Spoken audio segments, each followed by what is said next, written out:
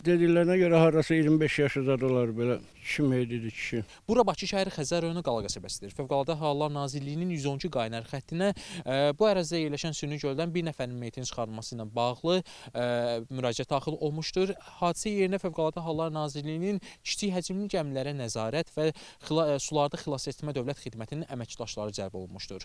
Onların səyləri nəticəsində meyit sudan çıxarılaraq aidiyyatı üzrə təhvil verilmişdir.